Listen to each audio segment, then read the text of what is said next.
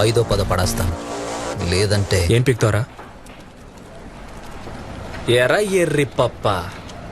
ఎటువంటి కష్టం పడకుండా అసలు ఏ క్వాలిఫికేషన్ లేకపోయినా మీ నాన్న ఉన్నోడనే ఒకే ఒక కారణంతో చెమట కూడా పట్టకుండా స్ట్రైట్ గా ఎండి చైర్ లో కూర్చున్న నీకేంత పొగరుంటే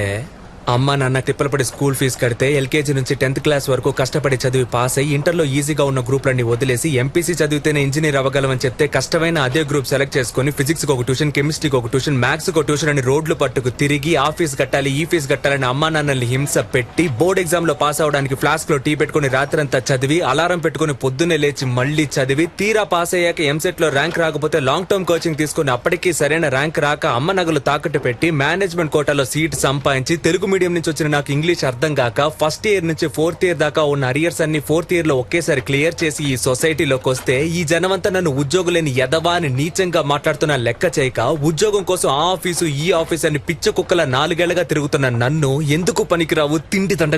దండగా అని మా నాన్న తిడుతుంటే ఒక్కో మెతుకు గొంతులో దిగక ముళ్ళులా గుచ్చుకుంటుంటే మింకలేక కక్కలేక చస్తూ బతుకుతున్న నాకు ఎవరో ఓ మహాన్ భావుడు మంచి మనసుతో అవకాశం ఇస్తే దాన్ని కూడా లాగేసుకోవాలని చూస్తున్న నీలాంటి బేవర్స్ గాన్ని ఎదిరించి ఈ రోజు నీ ముందు నుంచి మాట్లాడుతున్న ఉద్యోగులేని గ్రాడ్యుయేట్ ని నాకెంత పొగరుండాలరా.